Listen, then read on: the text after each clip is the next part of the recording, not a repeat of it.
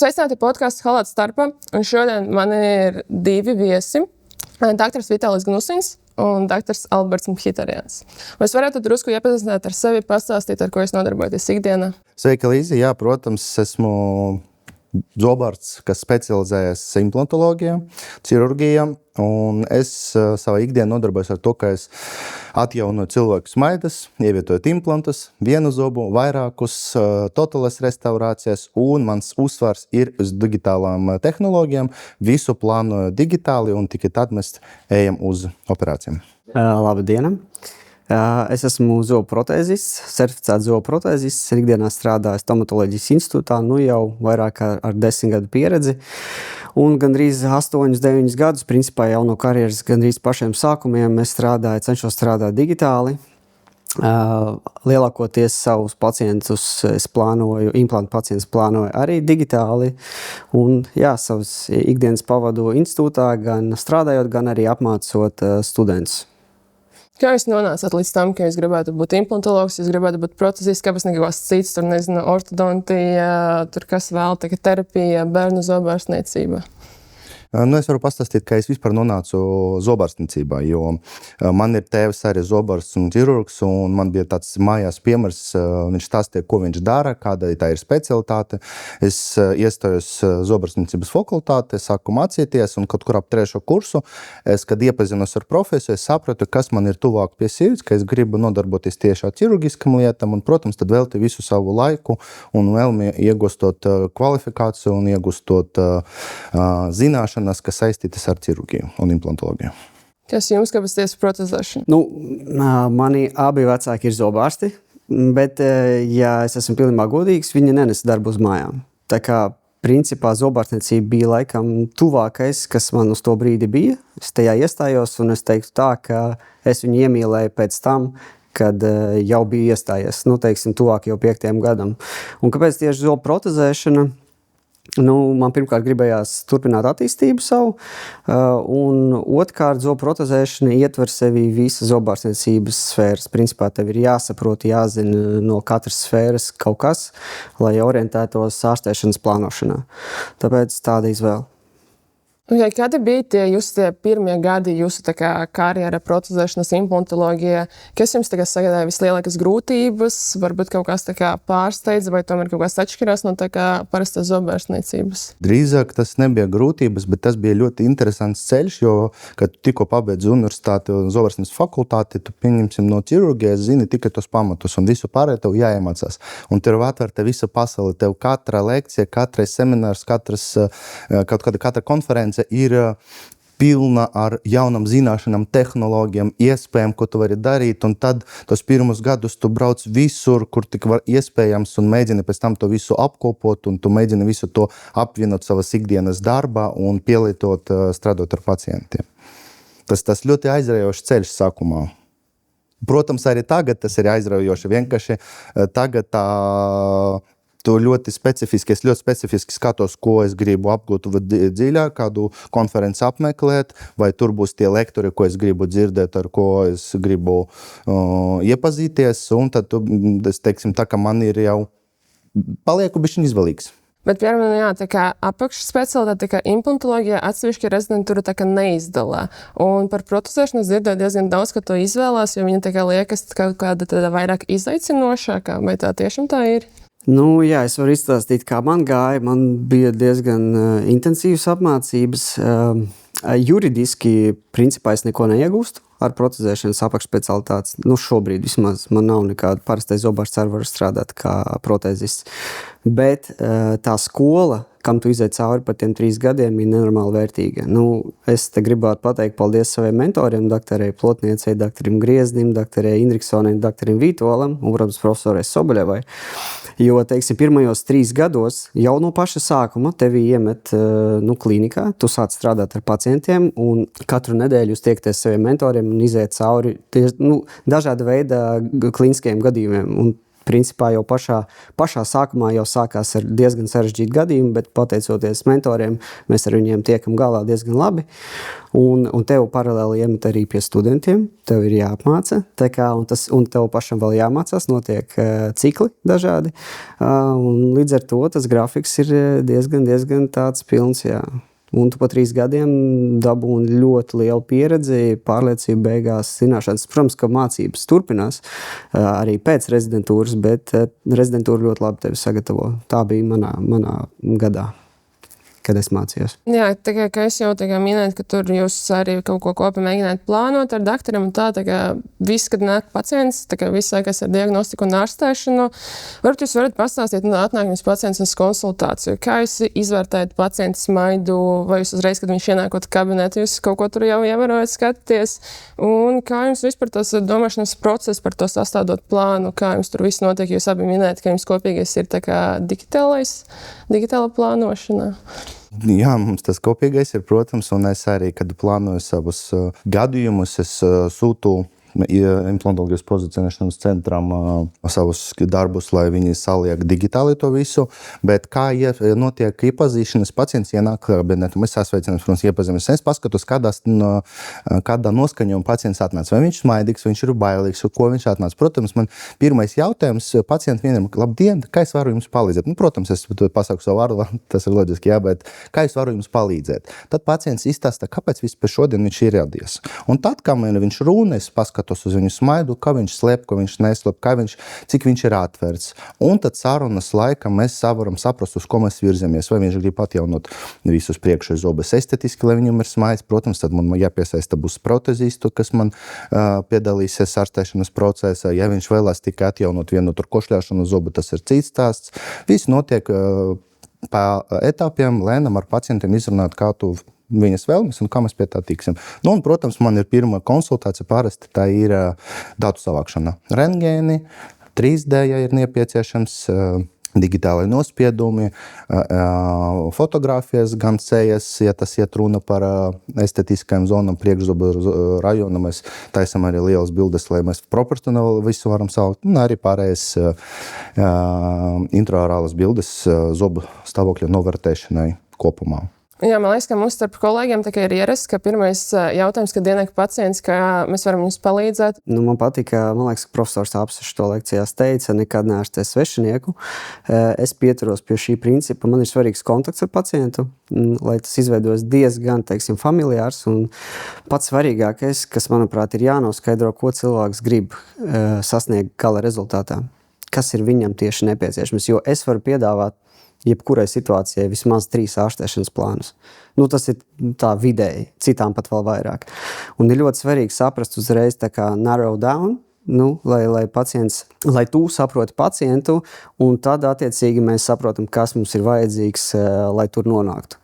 Jā, jo tas, ko es redzu, ir viens, tas, kas ir vajadzīgs cilvēkam, ir pavisam varbūt kaut kas cits. Un ja jūs šeit neesat uz viena viļņa, tad var sanākt ziepes beigās. Jā, es piekrītu, bet arī ir svarīgi, pieņemsim, pacients pasaka, klausies, man tur trūkst ar 4. zobs, es gribu viņu atjaunot. Un mēs ar savu pieredzi redzam kaut kādas nianses, ka viņam varbūt ir zobi nav taisni, ka viņam var piedāvāt, vai viņam ir tāda vēlme, vai viņš vispār kaut ko zinās. Jo cilvēki bieži vien nezin par to, kas ir iespējams. Un mēs viņam varam arī pastāstīt.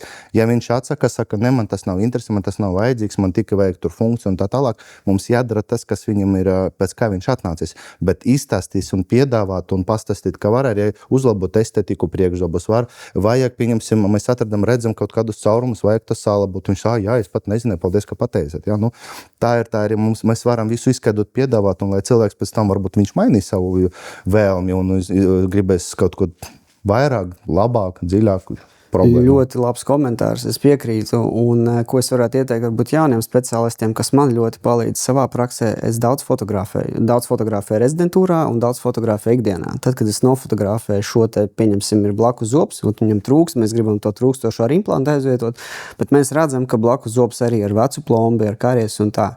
Jūs uztaisat vienu bildi, jūs uzliekat to bildi uz monitora, komentāri liek, tā kā Rafaelo reklāmā, izsaka vairāk kā 1000 vārdu. Es parādu to bildi, cilvēks parastais uzreiz saprot, wow, jā, tas ir mans zobs, tiešām, ok, nav vispār nekādu, jā, tas ir jāizdara.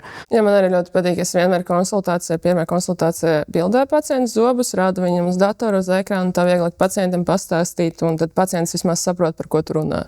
Jo tad, jā, ja viņi tur teik, jums tur šķīps, jums tur kaut kas, tagad viņš nesaprot, kas, kur, kā. Tā kā jā, šitam es pilnīgi piekrītu. Jūs arī minējat par to, ka tur vajag diezgan labu tā kā draudzīgas tā kā attiecības ar pacientu, ne jau tā kā draudzēties, bet, protams, tā kā vajag, lai pacients uzticētos un tā, bet vai jums ir kādreiz bijis tā, ka liekas, ka no šie pacienti nebūs labas sadarbībā? Ir bijuši pacienti, ar kuriem neveidojas familiāras attiecības un ir diezgan profesionāls, es to pieņemu.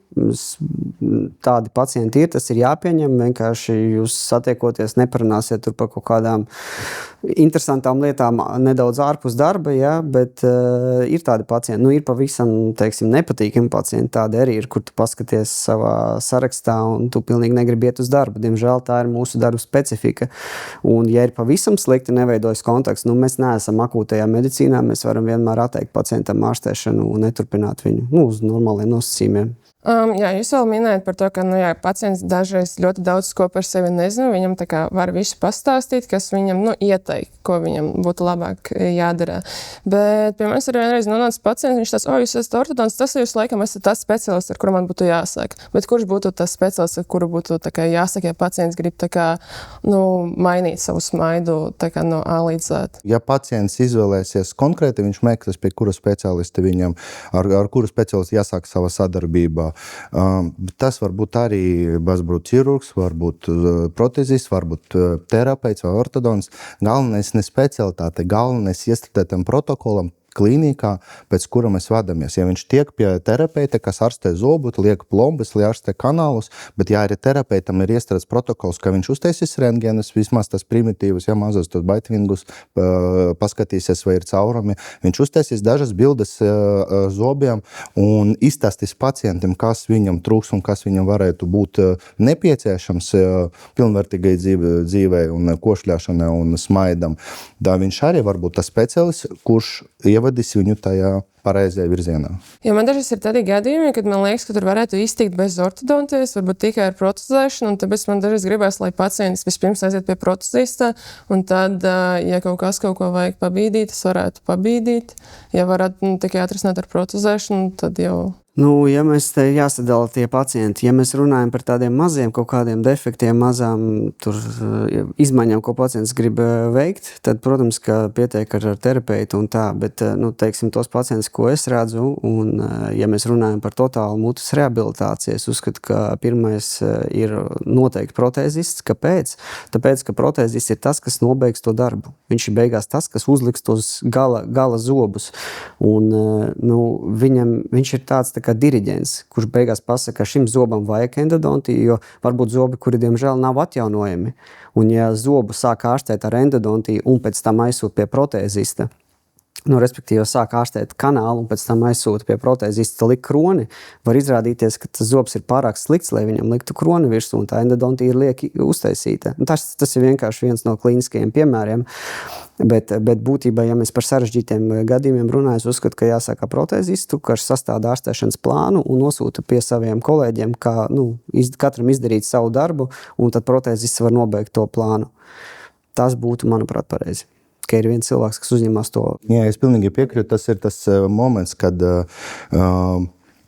cilvēks nonāk pie vēlmi, viņam ir uzsākt darbu. Protezēšana, atjaunot pilnīgi visu, pieņemsim, vai atjaunot savu smaidu un košļiešanas funkcijas, tad protezis pilnīgi noteikti jābūt viņam pirmajam. Bet novērtot stāvokli, es uzskatu, ka jāmāk jebkuram speciālistam un iedot padomu, ieteikt, novirzīt pie tā paša protezista.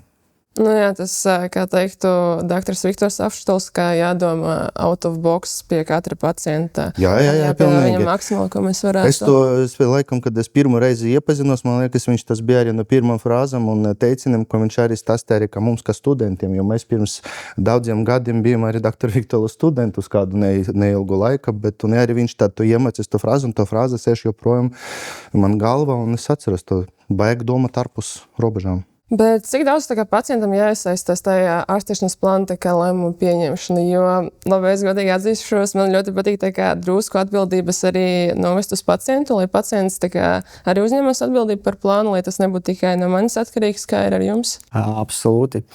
Tāpēc, ka ir kliniska situācija, kur, jā, mēs esam lasījuši rakstus, mēs zinām, ka tas zobs tādos procentos tajos gados var salūst, tā ir varbūtība. Bet tad, kad lieta nonāk pie konkrēta zoba ar konkrētiem līdzekļiem, ko pacients iegulda, mēs nekad nezinām, vai tajā zobā ir kāda mikroplaisa, ko šajā brīdī nevar redzēt. Ja? Tāpēc mēs nevaram solīt, ka tas zobs nostāvēs tik un tik ilgu laiku. Tāpēc, tad, kad pirms zoba atjaunošanas, es atkal uztaisu bildes, es parādu pacientam, es saku, mums ir 2 ceļi. Mēs varam strādāt ar jūsu zobu. Es varu viņam iedot padomu, es varu izstāstīt, teiksim, savu pieredzi, 10 gadu pieredzi, kā tie zobi stāv, šādi un tādi. Bet es saku, gala lēmums ir jāpieņem jums. Es jums no manas puses, kas man jāizdara, man jāiedod jums maksimāli daudz informācijas, lai jūs to saprastu un varētu pieņemt lēmumu. Un tad jūs iedodat pacientam lēmumu, vai mēs strādājam ar zobu, vai mēs raujam ārā, liekam implantu vai atjaunām kaut kādā citā veidā. Jā, izstāstam par iespējām, par prognozi. Prognoze ar vienu ārstēšanas plānu, prognoze ar otru ārstēšanas plānu.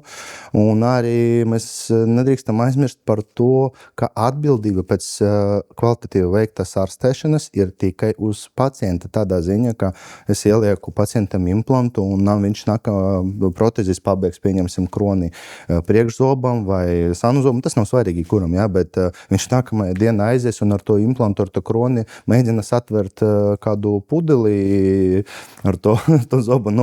Mēs nekādot šeit atbildību nenesam, jā, bet... Bet cik bieži jums tā kā realitāte nākas tā kā korigēt sākotnēju plānu, kas saka, jūs vienoties ar pacientu par vienu plānu, bet tā kā procesa laika jums liekas tā kā, nē, kaut kas drusku jāpamaina. Tas bieži notiek, vai tomēr Tas nenotiek bieži. Tas notiek ļoti reti. Mēdz būt tā, ka pacients bišķiņ kaut ko pārdomā. Atkal nesen bija situācija, bet pārliecinājām par oriģinālo plānu, bet tas tiešām notiek reti. Drīzāk tas varētu notikt bioloģiski kaut kādu iemeslu dēļ, kad mēs gribējām zobu saglabāt, viņam bija iekaisums, mums jāpavēro, vai tas iekaisums, pieņemsim, dzīst. Tie ir 3-6 mēneši, kad mēs gaidām, taisam atkārtot rentgenu, skatāmies dzīšanas dinamiku, un tad, ja mēs redzam, ka tas iekaisums nedzīst, tad, diemžēl, mums vai jārauj ārā, vai jāpamaina plāns, vai tur jāgriež ārā tas apikekto. Var sakot, plāns var mainīties, bet tas notiek salīdzinoši reti. Kā jums, doktor, sanāk tā, ka pacients atnāk pēc 3 implantiem, beigas saka, nē, ieskrojam tagad 2, 3, pēc tam domāšu. Tas ir par to plānu mainīšanu. Ja es gribu bišķiņ savādāk to jautājumu atbildi, jo tu pieņemsim, kad atnāk pacients pie manis, un viņš grib pat jau tur vienu reiso labu, augšupā labu visu, un viņš grib kopēju plānu. Es tajā brīdī, tajā pirmajā konsultācijā, es tieši godīgi, es nevaru pa 45 vai stundu atbildēt precīzu plānu, kā viņam būs. Es savācu visus savus nepieciešamos datus, kas man ir nepieciešama plāna sastādīšana, un tad es viņam saku, es skatīšos, pieņemsim ķirurģisku daļu, es uzskatu, ka šeit noteikti uzreiz jāpiesaista protezist, un tad mēs kopā apskatīsimies, pieņemsim tos visus bildes, rentgens un tā tālāk. Un tad, ja nepieciešamas gadījumu, jums atsevišķi arī runās protezista kā atsevišķa konsultācija, un tad mēs kopā izdomāsim to ārstēšanas gaitu, kā jābūt. Un pieņemsim, ja es redzu dažreiz rentgenu, skatos uz rentgenu, tur vajag likt tur pēc būtības tur 2 implantus vai 3, un kad mēs sākam plānot, likt zobus, zīmēt no jauna zobus, mums dažreiz sanāk tā, kā, piemēram, 3 implanta tiešām nav nekādas funkcionālas vajadzības. Mēs izvietojam tos 2 implantus tā, kā tur mierīgi sanāk tas tilts uz 3 vienībām vai uz 4, ja zobi nav liela, ja, un mēs viņu to arī plānu pamainām. To es arī pacientam stāstu, ka mēs vispirms, tas ir priekšplāns, ko mēs šodien izdarām, ka apmēram mēs ejam uz to, bet kad es izvērtēšu kārtīgi visus iegūtus datus pirmā reize, es jums prezentēšu nākamā reize, ko es varu jums piedāvāt un kāds tas ārstēšanas plāns varētu būt. Dažreiz ir tā, ka mēs liekam vienu implantu un viņi saka, nē, šeit nav plānos nekādas tur kaula pieaudzēšanas, a digitāli tu implantu ievietot pareizi anatomiskajā un bioloģiskajā pozīcijā. Es sapratu, ka tur varbūt nepietiek kaulu, un tad man ar pacientu jāizrunā tas jautājums, kā diemžēl šajā situācijā mums jāveic kaut kādas nelielas tur vai kaulu pieaudzēšanas, vai arī mīkstu audu pieaudzēšanas manipulācijas. Mums tās atbildes diametrāli pretējas, tāpēc, ka, ja mēs runājam par ārstēšanas plānošanas stadiju, es pilnībā piekrītu, jo mēs sadarbojamies ar manu implantu plānošanas centru, kur mums tie plāni, līdz mēs nonākam līdz gala plānām, tur ir 10 variācijas, kā mēs tur daram. Bet es biju domājis vairāk par to, ka plāns jau ir un aiziet jau process, tajā brīdī reti, kad mainās. Tev jau arī operācijas laikā tev nepamainās tā. Tev var pamainīties primārā stabilitāte, pieņemsim, tad tu sāc domāt kaut ko ārpus, bet mums tie procesi, mēs tik ļoti ieguldamies tieši plānošanā, ka operācijas laikā, vienmēr kaut kas lielajās notiek, bet globāli no plāna mēs neatējam. Jā, mēs bišķiņ paskaidrosim, kas ir primāra stabilitāte. Pieņemsim tas, ja implants primāri nofiksējas uz kaut kādu noteiktu Newtonu spēku, tad mēs viņu drīkstam slogot. Vienkārši tā vairāk, lai tas var saprotams. Un tas ir atkarīgs no procesiem darba laikā. Bet es runāju par to pirmo plānu. Dr. Alberts jau runāja par jau apstiprinātu plānu un kas mainās procesos laika. Un tāpēc mēs tā kā atbildam katrs no savas pozīcijas. Bet es domāju, ka implantologiem un protezistiem vajag tā kā cieši sadarboties, jo jūs tā kā nevarat tā kā vienpersonīgi pieņemt lēmumus. Es uzskatu vienmēr. Strādāt var dažādi. Var vienpersonīgi izlemt un pēc tam vienpersonīgi protēzists tur mēģinās kaut ko izdarīt. Tad iestrot implants, kā jūs domājat, ka ir pareizi aizsūtīt pie protezistam, viņš tur saliks kaut ko. Jā. Pēc šī plāna. Mēs ar Vitāliju tā nedomājam, ka tā ir labākā ārstēšanas metode. Man uzskata, ka mums jāstrādā komandā un ideāli, ka vēl ir tehniķis klāt. Jūs visi trīs strādājat pie rezultātu, pie kā jūs gribat nonākt, un implantologs ir tas, kas sāk procesu. Jo tas process, viņš jau nebeidz ar implantiem. Ar tiem implantiem kaut kas ir jādara. Un implants liek priekš protēzēm. Implants neliek, lai ieliktu viņus. Viņus liek, lai pēc tam nopratezētu un uztaisītu gala smaidu. Tāpēc arī ir svarīgi saprast, kur mēs gribam nonākt un attiecīgi tam plānam darboties. Ja viens ir vienā komandā, otrs ir otrā komandā, kāds būs rezultāts, tāds retorisks jautājums. Es pa savu dzīvi, cik es esmu ielicis implantus ar digitālām tehnoloģijām, ar tiem pašiem ķirurģiskiem šabloniem, es varu rokas uz sirds turēt un teikt uz Bībeles pat uzlikt, ka es visus savus gadījumus esmu personīgi apskatījies un akceptējis laboratorijai. Es nevienu reizi nepaļāvos uz to, ka jūs tur salieciet man digitāli visu, ka jums liekas labi, un es tur piekritīšu. Alberts man nedos samalot. Neviena reize es neesmu neredzējis. Es visu redzu, apskatos, novērtēju un tikai tad dodu akceptu, vai mēs to visu turpinām procesu vai ne. Un atsevišķus gadījumus es palūdzu tur man visu informāciju dažreiz uztaisīt tur screenshotus, un es vēl papildus parādu tur protezistam, kā tas izskatīsies. Tas nozīmē, ka jūs neuzstāties laboratoriju un kontrolēt viņu darbu? Es nevis kontrolēju, bet es pārbaudu to procesu no ķirurģiskā aspekta. Jo viņam tehniska izglītība, un dažreiz viņš var nepamanīt uz rentgena kaut kādu asinsvadu nervu, kaut kādu specifisku anatomisku īpatnību, ko es kā ķirurgs, implantologs, to es redzu. Tāpēc man tas ir svarīgi. Šeit laikam jāprecizē, ka implantu plānošana, tā nav klasiskā ārsta laboratorijas sadarbība. Jo implantus nedrīkstētu būt tā, ka laboratorija izplāno un ārsts neredzot akceptē. Tas nav pareizais pieejams, jo ārsts ir tas, kas uzņemās juridisku atbildību, un viņš liks to implantu cilvēkam iekšā kaulā. Un laboratorija, labi, es pārzinu no ārstēšanas puses daudz aspektus, bet, ja ir tikai zobu tehniķis, kuram nav izglītība cilvēka anatomijā tik padziļināta kā ārstam, kurš mācās, manuprāt, nav adekvāti, kad vienpusīgi tas cilvēks ieliek implantu un pēc tam implantologs liek, tas agri vai vēl var novest pie kaut kādām komplikācijām operācijas laikā. Tāpēc ķirurgiem ir jākontrolē tas, kā implants tiek izplānots, lai nebūtu šīs te komplikācijas. Vai bija kaut kādas situācijas, kad jums tā kā atšķiras tas skatījums uz to ārstēšanas plānu un kā jūs risināt to situāciju? Vai tomēr jums vienmēr tā kā sanāk atrast kompromisu? Mēs par to tēmu starp citu runājam Adentas konference pagājušajā gadā, ka mums vienmēr ir cīņa starp ķirurgu un protezisti. Jā. Tie paukotāji viens pret otru, ka tas ir mūžīgs kompromiss. Un kā man ir mainījies tā domāšana, ja kādreiz, kad es sāku tikai digitāli plānot, man likās, ka tagad man visi implanti būs ideāli protētiskā pozīcijā, tad tagad saņemot ļoti daudz klīniskos gadījumus plānošanas centrā. Es redzu, ka tas bieži vien ir nevis par ideālu protētisku pozīciju, bet par paredzamību. Respektīvi, jūs zinat, ka jūs varēsiet noprotezēt to implantu tā vai šādi, Un tas salīdzinoši bieži tīpaši Olonix gadījumiem, kad viss žoklis jāņem ārā, jāliek tur 4-6 implanti, un tur vienmēr ir jāmeklē kaut kādi, diemžēl, kompromisi. Un tad protēzis ir tas, kas pasaka, jā, es šo kompromisu varēšu tur uzlabot, izdarīt tā, ka pacientam tas tā nekaitēs, teiksim. Viņš redzēs, tā kā to pretotiski pieņemsim, nodrošina to procesu, to protēzi salikt, jo ir tā, ka es redzu, ka man ir kauls, protēzis prasa, ne, man vajag tu implantu bišķiņ savādāk inklinēt uz citu leņķu, saku tas, bet anatomiski es tu nevaru atļauties, es nevaru to viņu ielikt, viņš nebūs tur nedabūšies, tur ne stabilitāti, ne pareizu pozīciju implantam. Un tad tā ir cīņa, kad mēs tiešām meklējam, kā mēs to problēmu, to gadījumu novedīsim pie. Bet es negribētu uzsākt par cīņu. Tā ir sadarbība. Tā ir sadarbība, noteikti. Cīņa tāda, jā, tas ir pārāk agresīvi. Tā ir sadarbība, tas ir pārreiz ārstēšanas plāna meklēšana, un tas, man liekas, tas ir ļoti vērtīgs.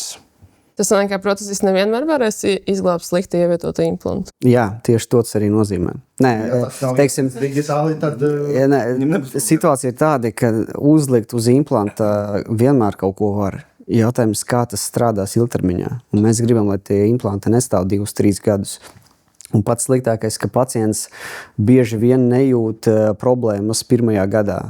Tie procesi notiek salīdzinoši lēni, jo ēdiens krājas lēni, hronisks iekaisums veidojas, un tikai pēc 2-3 gadiem ir kaut kādas sekas tur nekvalitatīvi ievietotiem implantiem vai nekvalitatīvai protezēšanai. Bet tas ir tāds arī drusku kā mīts, ka pacienti domā, ka implanti tā kā stāvēs mūžīgi, jo tomēr tā kā perimplantīta, tas ir iekaisums apkārt implantiem, neviens neatcēl. Kāpēc rodas perimplantīts? Perimplantīts ir kaula un smaguma iekaisums. Tas ir atkal pacienta atbildība, ko viņš dara pēc tam ar to implantu mājās. Tas ir mīts, ka implants ir kaut kas mūžīgs un tas ir mākslīgs un par to nevajag rūpēties.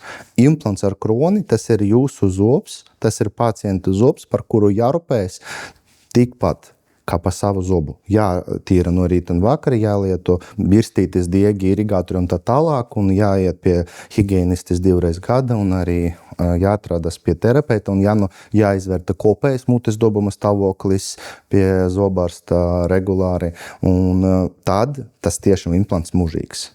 Bet ja netīrītu neko nedarīt, tad kā pats savi zobi, viņi izkritīs, iekaisīs. Bet ir tā, ka tos implants tā kā jāskrava ārā un pēc tam tā kā jāskrava jauni? Pienāk no nosacījuma, ka tas cilvēks nav par viņu rūpēs, un viņš iekaisis, viņam veidojas kaula iekaisums un smagunas iekaisums, un viņš izkustējas, Un kā pacients uzturēja? Tad viņam vajag izskaidrot, kāpēc tas ir radies, kurienes tā problēma radusies. Ok, bet tad runājot par to, cik tad kalpo tie implanti un protezes, tā kā tas ir atkarīgs gan no pacienta, kā viņš rūpējas par to, gan jau arī no tehnikas, kā tiek ieskruvēts. Man ir tāds, es varu pastāstīt nedaudz par savu pieredzi, un, teiksim, jo tas ir bieži jautājums no pacienta puses, un tā ir aktuāla tēma.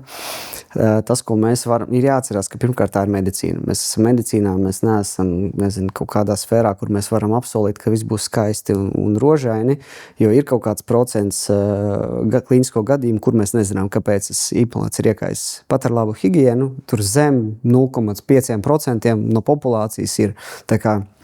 Un tā ir atsevišķa tēma, un tā lielākoties, protams, tas ir izraisīts ar sliktu higienu un sliktām rūpēm, tāpēc ir ļoti svarīgi pie nodošanas, protēzes nodošanas pacientam izstāstīt, kā kopt to restaurāciju, to konstrukciju, un otrs ir kontrols.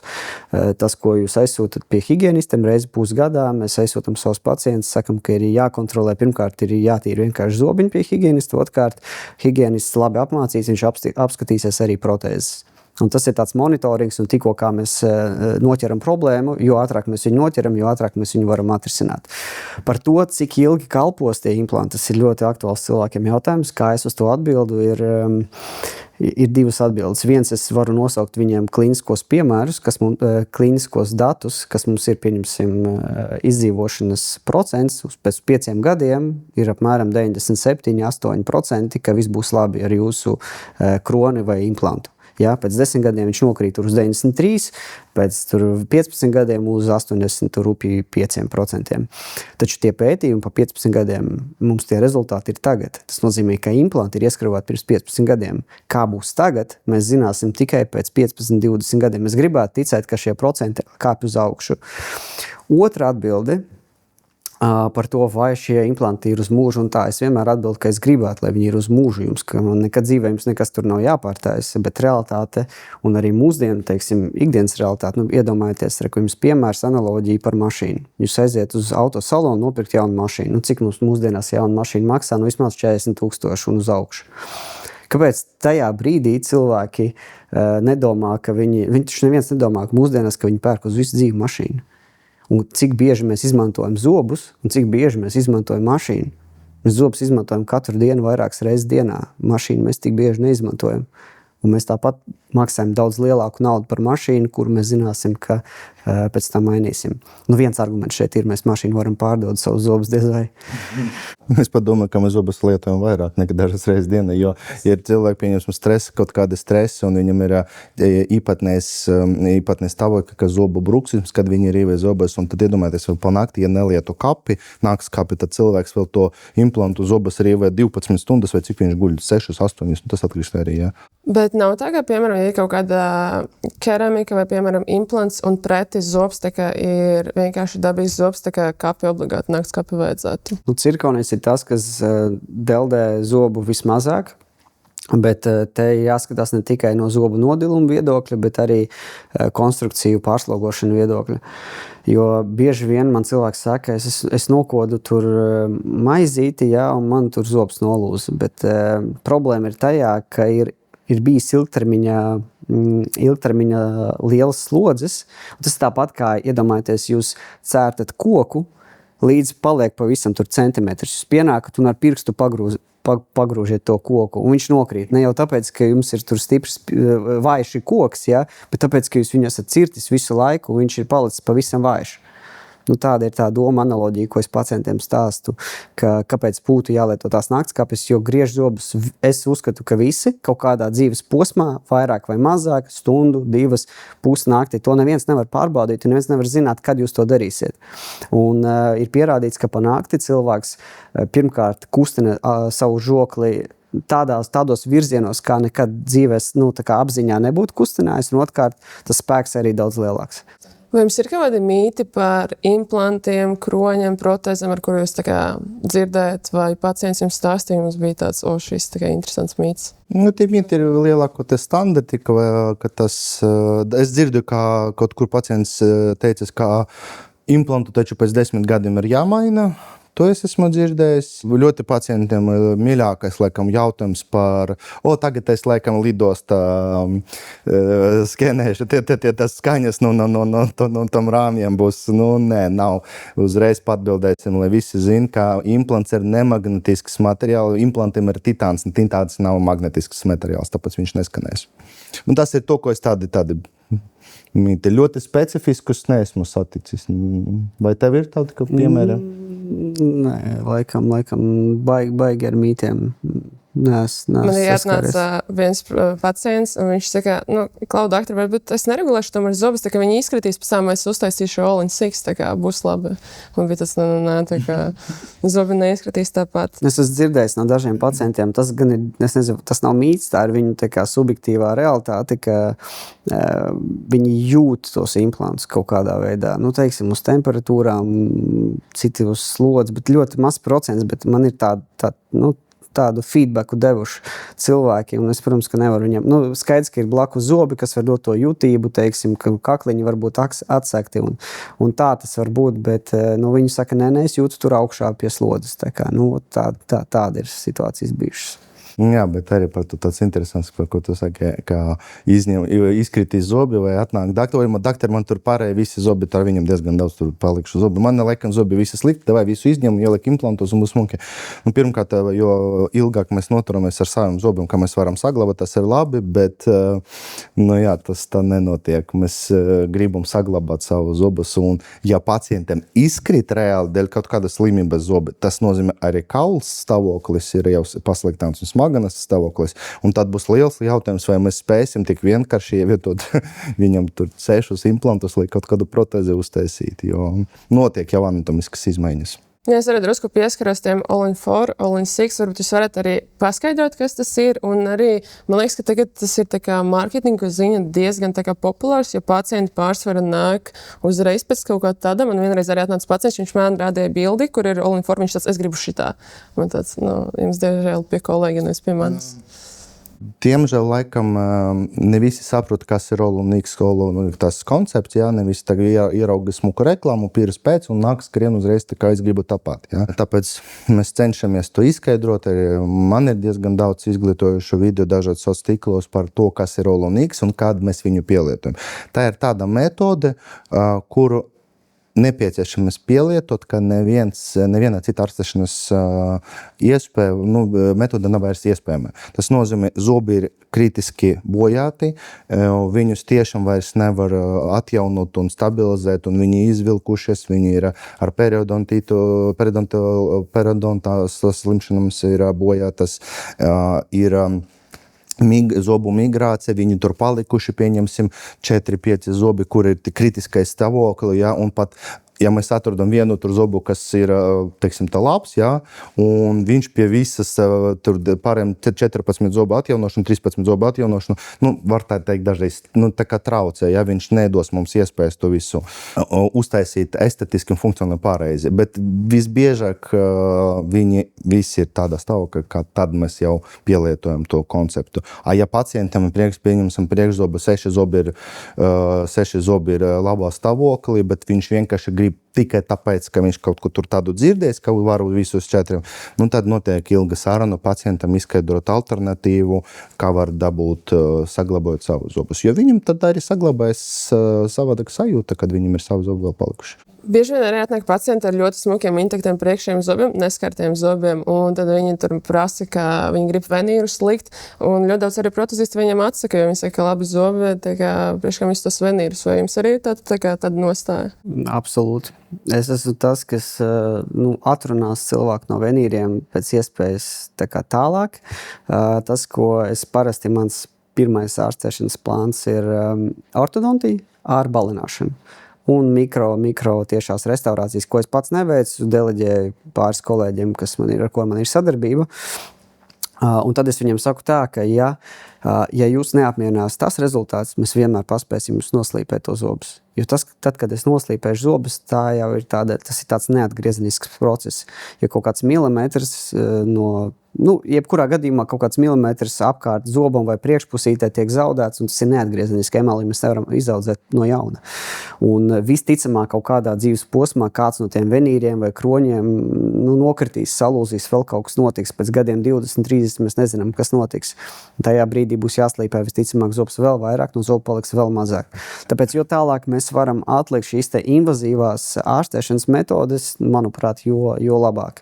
Un daudziem pacientiem tas dara, daudz iztaisnojot zobiņus, izbalinot to zobiņus, viņi dabūna jau tādu wow efektu, ka viņiem beigās ar to pietiek. Un kā ir ar to estētisko pieplombēšanu, tad arī saka man labāk estētiski pieplombēt, un pēc tam, ja gribās tā kā apdomāt venīrus? Jā, tieši tā, tāpēc, ka estētiskā pieplombēšana bieži vien neprasa nekādus, tādas invazīvas procedūras. Pieņemsim, šķautnītis jāizlīdzina, jums vienkārši jāpieliek klāt kaut kas tam zobam. Savukārt, lai uzliktu keramisku venīru, ja mēs vienkārši viņu uzliksim virsū lielākoties zobiem, tas būs tā kā palielinājums. Zobs paliks lielāks. Lai tas nenotiktu, man ir jānoslīpē no zoba audiem, un tad jāizmanto tā vieta priekš venīra. Respektīvi, man jāiet iekšā jau daudz invazīvāk. Un es to vienmēr varu izdarīt. Jūs abi diezgan pārvietojat pacientu smaitus, bet kā jūs sagatavojat pacientam, ka viņš izskatīsies pēc tam, jo man arī vienreiz pacienti tur jautāja par to, vai viņi varētu atjaunot zobus, bet viņiem bija bail, ka viņi būs pavisam cits cilvēks. Un attiecīgi tas ir, cik es zinu, ir metodas VaxUps. Varbūt jūs varētu par to pastāstīt arī tagad, kā jūs minējat par digitālo smell design. Es uzsākšu, jo man tad pabeigsi. Ir ideja tāda, ka ar ko es sāku savu stāstu, ka pirmā konsultācija savācu visas nepieciešamas bildes, skenēšanas, bildes sejai, smaidot. Mēs uztaisam pacientu, lai viņš pasmaida, lai viņš nesmaida, lai viņš pagriežas ar sānu, safočējam pacientu, ja, un tad uztaisam arī bildes zobiem, skens no zobiem un 3D rengens. Un apvienojot to visu speciālas programmas, un te sākas māģija, kur man Tādāk iet sadarbība daktaris Alberts ar savu centru, kad mēs uzzīmējam, ņemot vērā proporcijas, cilvēka sejas proporcijas, tāpēc ļoti svarīgi būt ļoti kvalitatīvi bildi ar bez ēnām, ļoti kontrastaini, lai viss būtu labi saliekams. Un tad mēs sākam to jauna smaida modelēšanu. Un tad mums ir iespēja pacientam parādīt, kur mēs virzamies. Un tad, tas jau vairāk Alberta. Jā, mans komentārs būtu tāds, ka Vitālijs stāstīja vairāk no Oloniks plānošanas viedokļa. Es kā protēzists arī strādāju ar zobiem. Un ir divi veidi, kā mēs varam pielāgot smaidu. Viens ir digitāls veids un viens ir fizisks. Diemžēl fizisks vienmēr nav iespējams.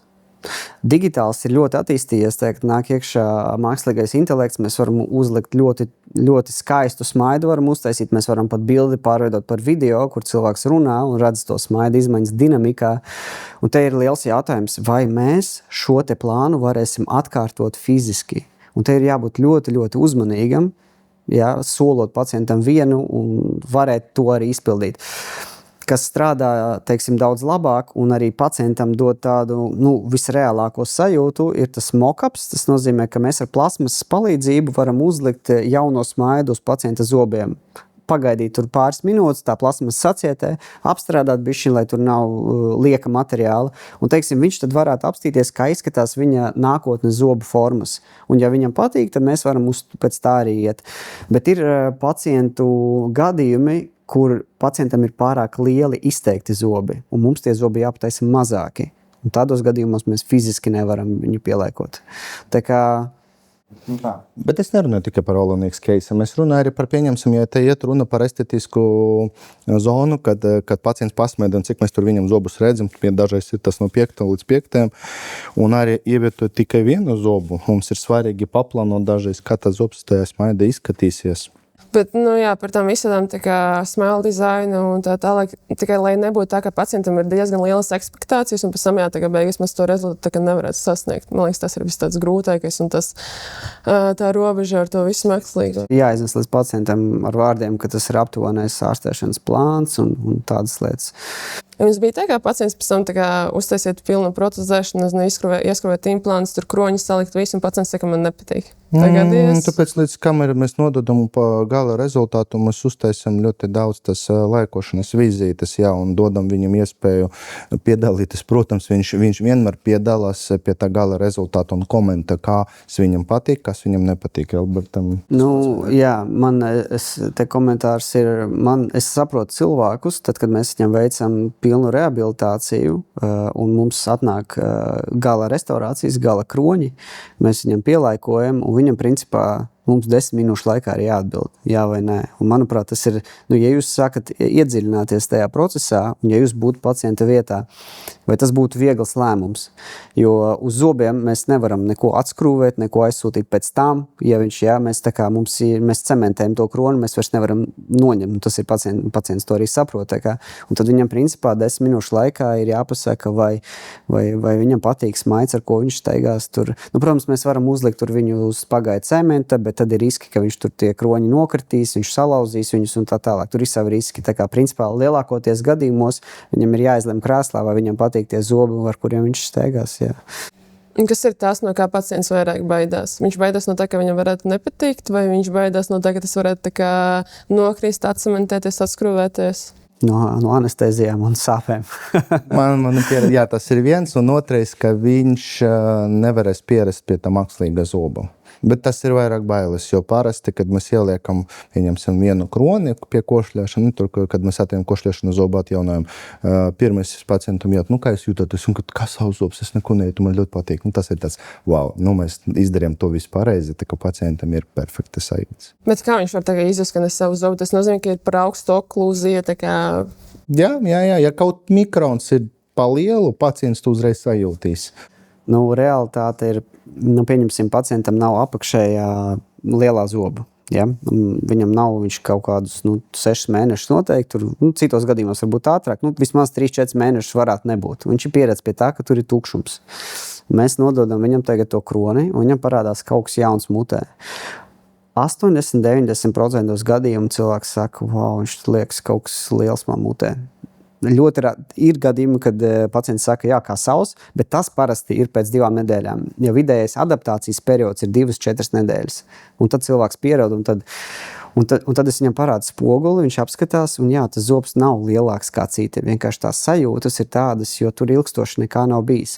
Un tad es pacientam saku, iedomājieties, jūs jūtat mutē smilšu graudiņu. Jūs viņu varat atrast, viņš jums traucē, jūs viņu atradīsiet un izpļausiet. Un es jums ieliku kaut ko, kas ir tur 1000 reizes lielāks par smilšu graudiņu.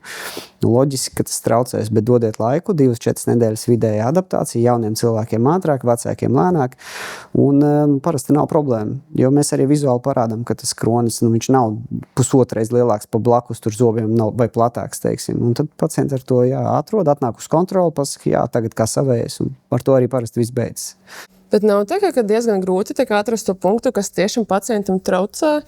Un tā, ka tai okluzogrammi, kad mēs pārbaudām tos visus kontaktus, tam ir diezgan liela nozīme. Te ir jāsaprot specifika protezēšanai uz implantiem. Jo, ja mēs runājam par viena zoba restaurācijām uz implantiem, mums implanta kroņi ir jāliek mazā infraoklūzijā. Mums ir jāatstāj mikrosprauga, mēs nedrīkstam viņu taisīt oklūzijā. Kāpēc? Tāpēc, ka tad, kad pārējiem zobiem ir periodontoloģiskās saites, viņi amortizējas žoklī. Un ja mēs uzliekam tagad oklūzijā to pašu implanta kroni un cilvēks ēdot stipri saspiedīs savus žokļus, visa ļoti liela slodze aizies tieši uz to implanta kroni. Bet tā doma būtu, kā būtu jābūt, tad, kad cilvēks saspiež to zobus, tikai tad tas kronis ieslēdzas oklūzijā. Un te ir tas, protams, mēs te varam diskutēt, kā būtu jābūt, kad cilvēkam nav vairāk zobu vienā pusē, tur nav variantu, tur ir jāliek sakodienā, bet ja mēs runājam par vienu implanta kroni, viņš nedrīkst būt vienkārši cilvēkam sakožot, tas kronis nav jājūt. Tas kronis tiek sajust tikai stipri sakožot. Un turpinot to, ka Alberts tikko pastāsties par kā zobam savu tas periodons, ko viņš amortizē. Tas ir atbilde uz jautājumu. Pacienti tiešām to jautā, oi, doktor, man trūkst tur 7. 6. zobs, varu uztaisīt vienu implantu un uztaisīt tiltu no implantu uz zobu. Tieši tāpēc mēs to nedrīkstam darīt, jo implants ir struktūra, kas ir nekustīga, kurai jābūt stabilai mute, un viņi pašam implantam nedrīkst nekur amortizēt. Tām zobam ir tas periodontāls saites, kas jāamortizē. Un tad, iedomājamies, mums viena kustīga struktūra, viena nekustīga, un tad vienkārši tas var ietekmēt implantu dzīvespēju. Bet atnāk arī dažas pacienti ar tādām konstrukcijām, ko es viņam ieteiktu viņas pārdalīt, uztaisīt atsevišķas konstrukcijas, ja tomēr implants ir savienots ar zobiem. Nē, implants ar zobu savienots nedrīkst būt. Jā, bet ir gadījumi, ka tā ir. Ir sarežģīts metods, kā to var izdarīt. Bet es neiedziļināšos protezēšanā. Tur ir teleskopa, var likt pa vidu starp 2 implantiem teleskopa kroni un tad likt pāri tiltu, respektīvi tādas opcijas ir, un tur vēl ir visādi savienojumi, bet tā globāli ņemot, to nevajadzētu darīt, jo dzīvildze pēc gadiem 10 krietni samazinās. 5 gadus varbūt tā konstrukcija nostāvēs, bet pēc 10 visticamāk kaut kas notiks. Tad labāk tomēr izņēmums vai neizņēmums restaurācijas? Vai atkarīgs no pacienta vai no zobu stāvokļa? Tas ir tāds spektrāls jautājums. Tas ir tāds, plašs jēdziens par izņemamām, neizņemamajām. Tur ir gan viens ir anatomiskie ierobežojumi, respektīvi, ja ir ļoti liela atrofija bijusi, mums ir jāizvieto zobi, kas mēs runājam par visu žokļa atjaunošanu, mums jāizvieto zobi, kas būs daudz masīvāki nekā, teiksim, pacienta tur žoklis pats, tad, ja mēs kaut ko tādu pieskrūvējam, cilvēkam būs ļoti grūti viņu tīrīt. Un arī var runāt par biomehāniskajām slodzēm, kas nebūs optimāls, jo radīsies spēka pleci un tā tālāk. Un tad tas ir ārsta atbildība, kurā brīdī tomēr pacientu novirzīt uz izņemamajām protēzēm. Var arī taisīt izņemamās protēzes uz implantiem, kas ir tāds labs kompromiss starp funkcionalitāti un spēju iztīrīt, teiksim, koptās protēzes. Es teiktu, tas ir ļoti labs kompromiss atsevišķos gadījumus, kā plāte te izņēma zobi turās attiecībās uz implantiem parasti ir tie 4 stabili intriti tie paši un plati tiek uzlikt uz tāda speciāla stīņa vai novelok sistēmas, tā kā podziņas tādas ārā nāk no smagana, un tas fiksē to protēzi, un pacients var piedalīties savā ikdienā, nedomāt, ka tie protēzes izskatīs. Un šeit es gan gribu piebilst, pastāstīt, kāpēc mēs dažreiz izvēlamies un piedāvājam izņemamas, nevis pieskrūvējamas, ja mēs varam taču visu pieskrūvēt, tā kā labi, paliekam vēl 2 implantus, 6 implantus, un tad vispār lielu zobu ielūku mēs varam. Šeit ir jādomā arī dziļāk, pieņemsim, kāds pacients pie mums ir atnācis. Vai viņam ir veselības stāvoklis ir apmierinošs, un lai viņš pēc tam to var visu izdarīt. Iedomājamies, 90 gadu cilvēkam, kurš visu laiku dzīvē sportojas, viņš ir stiprs, viņš ir aktīvs, viņš tāds, mēs pat nevaram dažreiz pasteigt, mēs skatāmies uz to kartiņu, un redzam tur to dzimšanas gadu, un neiet tā bilde, ko mēs redzam priekšā, un kas ir rakstīts papīros. Ir tādi, teiksim, un tad tas cilvēks var izdarīt, mierīgi pieskrūmas plates, viņš visu var izdarīt, atnākt 2 reizes pie higienas, 1 reiz pie zobārsta. Ir cilvēks, iedomājamies, tādos sliktos gadījumos, 40 gadi, viņš ir pacietis insultu vai infarktu, viņam ir kaut kādas kustības traucējumi, viņam ir problēmas paņemt, pieņemsim, Parkinsons slimniekiem, viņam ir ar laiku grūtāk un grūtāk paņemt zobbirsti roku un izdarīt. Un tad mēs noteikti šim pacientam nevaram, pat nedrīkstam piedāvāt pieskrūvuma konstrukciju, jo viņš to netirīs. Nevis to, ka viņš negrib, viņš nevar. Un šīs arī jāizvērtē gan veselības stāvoklis, gan pacienta spēju pēc tam par to rūpēties. Tāpēc šeit nevar tā pateikt tikai vienkārši kā tikai pieskrūvējumus mēs izvēlamies. Tas ir tikai tā kā labākais, vai tikai neizņemam.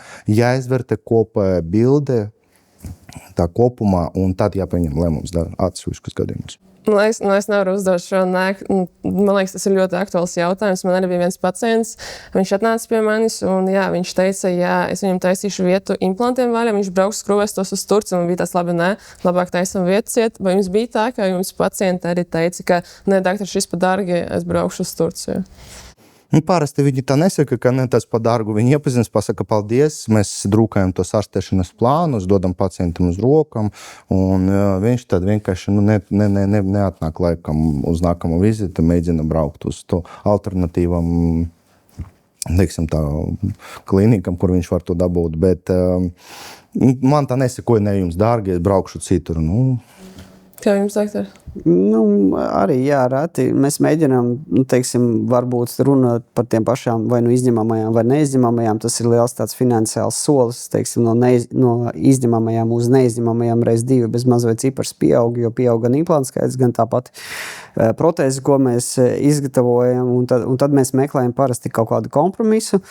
Ja ir pavisam, teiksim, dārgi, tas būtu, es domāju, tas varbūt no medicīniskā viedokļa nav pareizs jautājums to jautāt uzreiz, bet tas ir salīdzinoši ātri jāsaprot, jo citādi mēs vienkārši tērējam laiku gan sev, gan pacientam, runājot par kaut kādiem plāniem, ko mēs nevaram realizēt, un tāpēc, ir noteikti situācijas, kad cilvēks nevar atļauties, bet reti tā viņi saka, biežāk tas cilvēks vienkārši pasakās par konsultāciju, un tad tad neatgriežas, un tā. Es saprotu arī tev jautājumu, es atbildēšu uz viņu, kāpēc. Dažreiz, ir tāds moments, pie jums dārgi, es braukšu citur.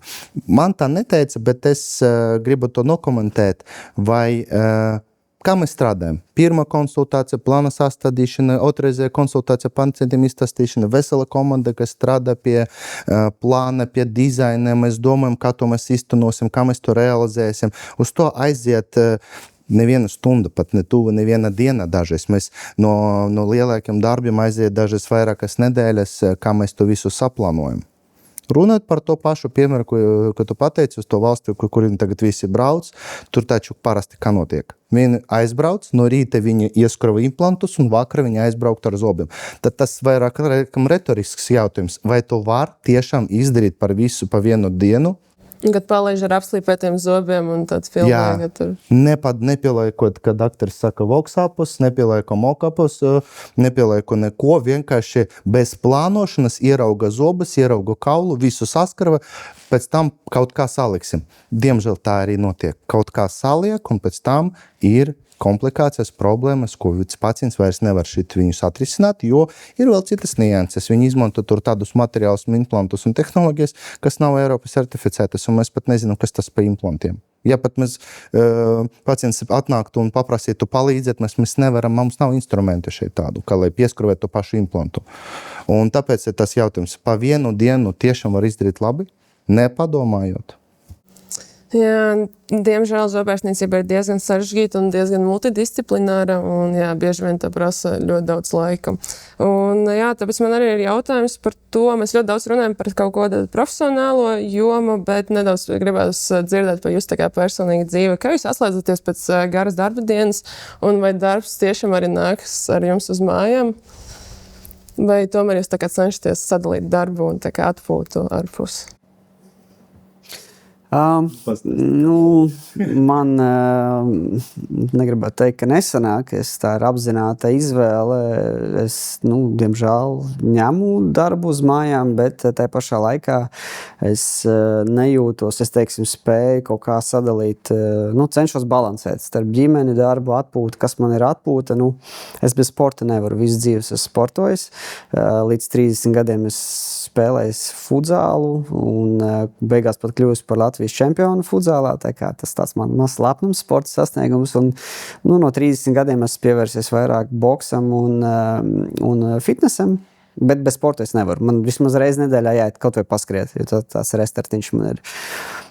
Tas laikam ir tas, tagad, kam aiziet visvairāk laika, ir ģimene, sports, darbs un biznes. Un tad centies balansēt starp šo te visu nepārdegot. Es centos samazināt arī savas darba stundas līdz, protams, to minimumu, kas ir vajadzīgs, es strādāju, bet, mēs strādājam maiņās, kas ir 6 stundas dienā, kas it kā ir maz, bet tajā pašā laikā no tām 6 stundām tu vari pavadīt 4 stundas slīpējot un taisot pagaidu zobus vai, 12 zobus cilvēkam, jā.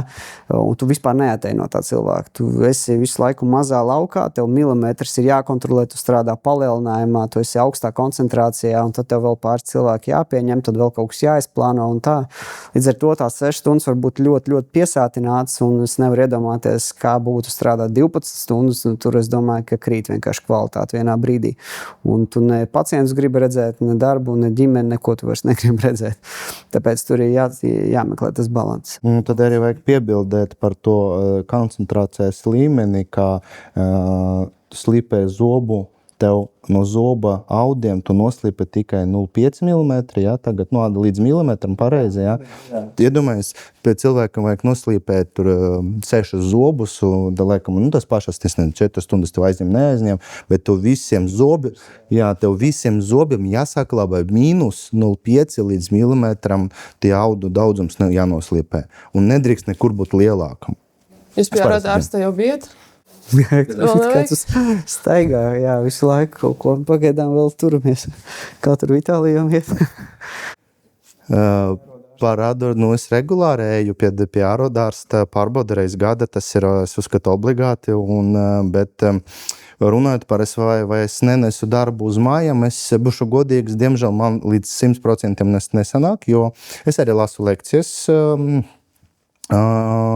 kvalifikācijas paaugstināšana, līdz ar to vietu, kur es varu tam gatavoties, tā ir māja, bet, protams, es to vēl to arī tur laiku, bet es arī mēģinu balansēt starp savu ģimeni, man ir 2 bērni, es cenšos pavadīt ar viņam laiku, braukt ar viņam atvaļinājumā, bet arī veltīt laiku sev. Es tāpat kā Alberts visu dzīvi nodarbojos ar kaut kādu sportu, vairāk, mazāk, un tagad es vismaz reizi nedēļa eju spēlēt tenisu, lielu tenisu, un tas man palīk atslēgties, pilnīgi tā no ikdienas. Visi daktari, kas bija ciemos pie manis, visi ir sportisti, visi mediķi sportā, kas ir ļoti labi. Jums ir bijušas tādas naktis, kad jūs reāli nevarētu aizmigt un domāt par vienu pacientu, kā viņam tur iet, kas tur tā kā būs? Man laikam nē, es cenšos atdalīt tās emocijas, es cenšos būt empātisks, bet tā pašā laikā, ir dažādas situācijas bijušas un cilvēki bieži nāk daļēji, lai izrunātos ar ārstu, izstāstīt savu bēdu, un ir ļoti smagi visādi stāsti bijuši, un ja es katrā tajā stāstā iedziļināšos, tad es pats vienkārši sadegšu, tā ir tā realitāte, bet tu uzklausi, citreiz iedot padomu kaut kādu, un tā.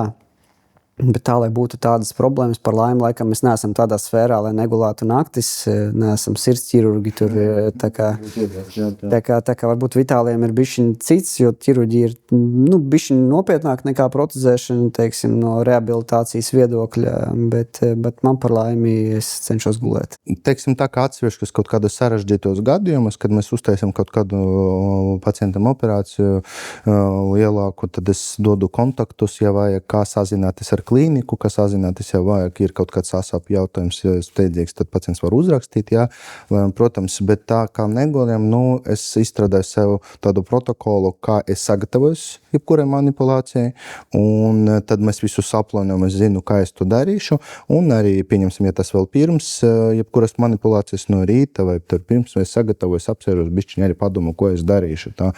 Tāpēc es nav tā, ka es neguļu naktī, tā kā es pārdzevu, ko es tur arī darīšu. Man viss ir saplānots, viss ir pārdomāts, tāpēc, atpūsties arī vajag.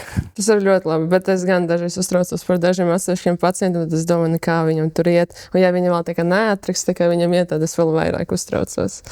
Parasti, ja viņam ir kaut kas slikti, viņam uzrakstīs, jā. Tas noteikti. Jā, raksta tikai tas, jā.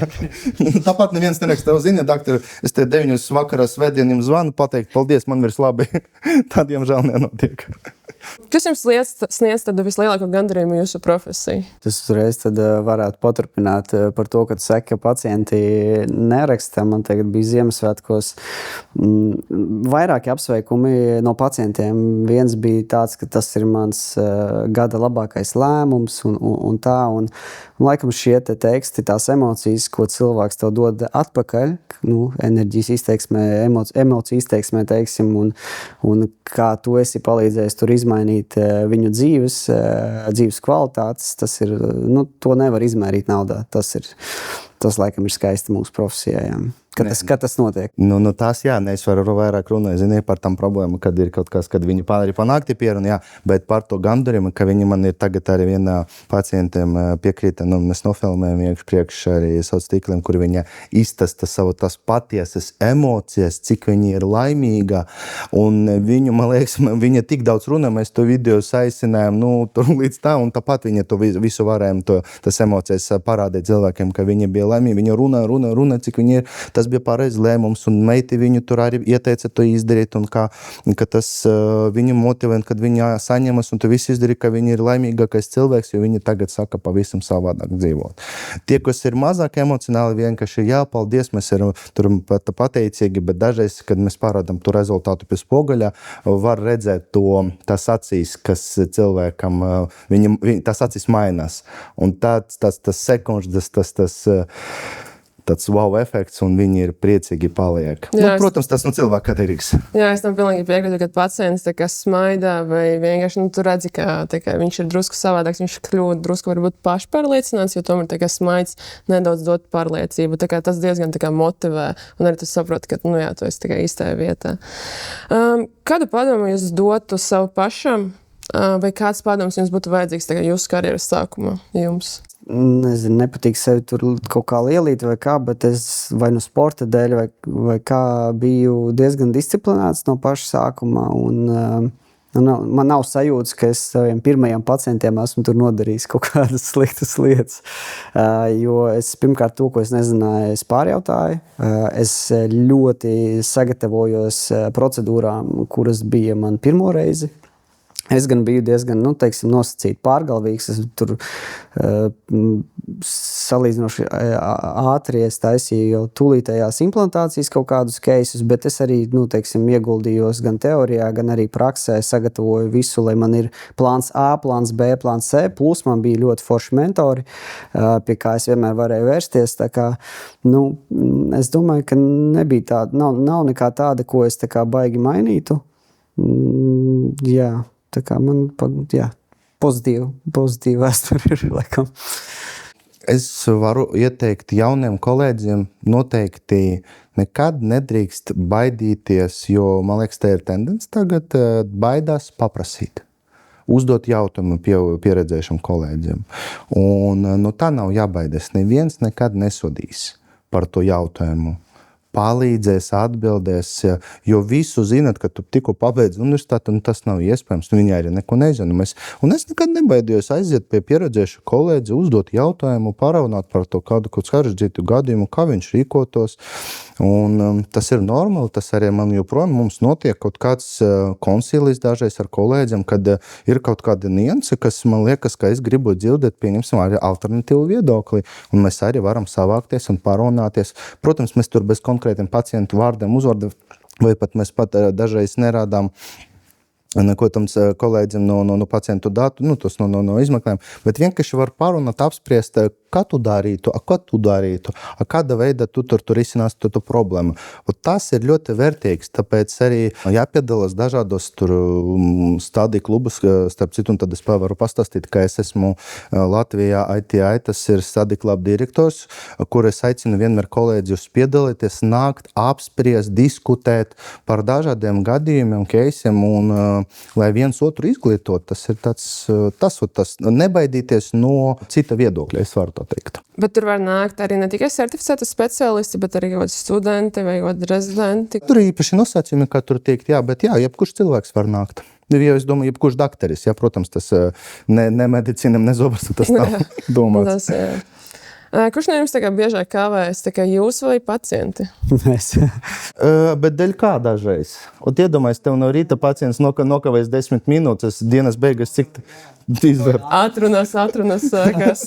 Procedūras dažādas bišķi mainās. Atnāk un viņam ir, teiksim, salūzes pagaidu kronis. Ja tu to neesi paredzējis, viņam nokrits, viņš tur salūzes vēl kaut kas, tev jātais jauns. Tu neesi paredzējis laiku jaunam, bet tu nevar atlaist bez zobu cilvēku. Tāda momenta arī ir. Tad kā vai daktari, bet izdomā atrunas, skaidrs? Labi, bet... Jā, vairāk, jā. Bet arī pieņems... Pacienti ar kavē, bet vairāk, ir tīpaši ziemā, bet vairāk, jā. Bet arī tūlītējas implantācijas. Es esmu jau ar to nodarbojis, es domāju, kādus gadus 7, kad mēs abi izņemam un lielākam uzreiz implantu un nodrošinam to pēc tam pastāvīgu kroni pēc 3 mēnešiem, bet kur var dažreiz saskaras problēmu? Mēs redzam rentgēnu, mēs visu saplānam, mēs zinām, ka mēs to zobu izņem, mēs to esam darījuši 1000 reizes, un tu sāc uzmanīgi to zobu ņemt ārā, tā mazā saknī tev negrib tiek nākt ārā, un tas aizvelkas, un tu neesi to paredzējis. Dažreiz tu sagatavojies, tu ļoti, tas būs sarežģīts zobs, viņš tev pat 5 sekundēm pats gandrīz izkrīt, tā sakna ārā, un tad to arī nevar dažreiz pār. Tā ir medicīna, mēs varam ieplānot attiecīgi uz savu laiku, cik mums vajag, bet dažreiz ir tādas lietas, kad, mēs nedrīkstam steigties. Tas arī pacientiem saka, ka medicīna arī nav garantija, kad man prasa, kā garantija, kad būs, kad tur viss labi? Ir prognoze. Ko mēs sakam, ir prognozes, ir procenti un arī daudz faktoru, kas to prognozēt ietekmē. Rīta vai vakara klinika? Kā jums labāk? Es tagad baigi sajūtas. Man ir maiņas, gan rīta maiņas, gan vakar. No rīta ir 8 līdz 2, vakar no 2 līdz 8. Un pēdējos laikam paliek vecāks. Pēdējā laikā man tās vakara maiņas, es viņas jūtu citādāk. Kad 8 jābeidz darbs, es uz 8 jūtos tāds noguris. Jā, laiciņš iet gulā. Jā, bez mazliet. Tāpēc laikam šobrīd jau vairāk rīt. Man ir tā, ka no rītiem pieņemsim pavisam agri, man ir grūti, bet es vienmēr atstāju savu pierakstu kādu stundiņu pirms darba laika. Ja gadījumā man vajag, pieņemsim, kaut kādu kontrolu uztaisīt pēc operācijas, tur dažreiz šuvis pacientu noņemt, bet arī, man arī nepatīk ļoti vēli vakarī, līdz 8, tas ir ļoti sarežģīti arī strādāt arī tajā saspringumā. Bet pieņemsim, ja tā parunāt par naktīm, ja man vajag kaut ko sēdēt, lasīt tur un gatavoties kaut kādai tur konferenci, teiksim tā, pēc 10, kad pilnīgs klusums, un tad es kaut līdz rītam varu sēdēt, un tad ir produktivitāte. Kad jūs teicat, ka jāatstāj tur stundiņu kontrolas, domāju, stundiņu, lai kafiju lai pagulētu. Diemžēl kafija man ir jau tāds, ka iestrādās, ka es no rīta uztaisu savu kafiju, ielieku savu mašīnu, un tad man tas ceļš līdz darbu, un tas ir mans kafijas laiks. Vai jums draugi tā kā palūdz tur kaut kādas balītes, tā kā ātri paskaties man zubu, kas man tur ir, un tā ar flashlight, tā kā ar telefonu jāspīdinies? Sākumā, jā, tas bija tāds vienmēr visiem doma, gribējis paprasīt kaut kā, tu esi students, tu mācies zobarstniecībā, tur paskaties apmēram, jā, pēc tam tu paliec pat aktīvi, ko tu tur davai balītes laika paskaties, bet man kaut kas sanāca iestāstīt saviem draugiem, un viņi to cienu un saprata, jo tie ir draugi pirmkārt, jā, viņi saprata, kā ir darba laiks, ir brīvais laiks. Un tas ir jāciena, un tāpēc... Es domāju, jūs teiksiet, ka jau visu salabojat, tāpēc vairs neprasā.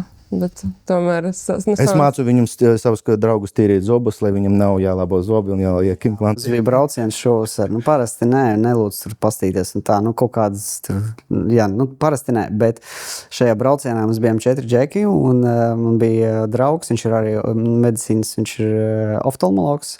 Viņš man gribēja pierādīt, ka viņš nediego un viņam neasiņo smagenes. Un tajā vakarā viesnīcā mēs paņēmām zobu diegu, es viņam izdiegoju pāris zobus, viņam asiņoja smagenes, tā kā es viņam pierādīju.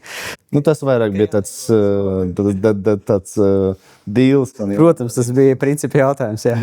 Dāvi tas par tevi. Kādam savas izklaides, tā kā ļoti interesanti vienkārši savākt. Es visiem izdiegot zobus, varbūt saviem jāpiedāvā draugiem. Jā, tā kā varbūt uz beigām jums ir kaut kāda atziņa vai citāts, pie kā jūs pieturaties un ko jūs vēlētos tā kā novēlēt citiem. Man ir, es tikko uzliku, angliski skanēs, nezinu, kā mēs iztulkosim, bet quality is not an act, it is a habit. Respektīvi, kad, lai kvalitāte nav tikai kā viena izolēta darbība, bet lai tas ir ieradums. Un tad es aicinu uzlabot savus ieradumus, kļūt par labākām sevis versijām. Es uzskatu, ka mans tās divas moto, ka visu ir jāplāno, par visu ir jādomā laicīgi, nav jāpieņem kaut kādi uz dotu brīdi, ka mēs esam tajās tehnoloģijās 21. gadsimta, 2026. gadā. Mums ir tik liela iespēja visu padarīt paredzamāko, tāpēc es teiktu, ka vajag plānot, domāt, kā arī mūsu kolēģis Viktors Augstols teica, ārpus robežam, ārpus boks, un nesteigties, it īpaši medicīnā, uzreiz ar tādu šodien, kur man ir ideja, davai daram uzreiz. Nē, esiet mierīgi, pārdomājiet, izvērtējiet un izdariet tā labi. Jā, paldies, ka jūs atnācāt uz šo sarunu. Es tiešām novērtēju, ka jūs atradat laiku, un mēs beidzot varējām satikties. Un jā, paldies arī skatītājiem, ka viņi klausījās, un tiekamies arī nākamais epizodē. Paldies! Paldies! Bija prieks ar jums runāt tādiem.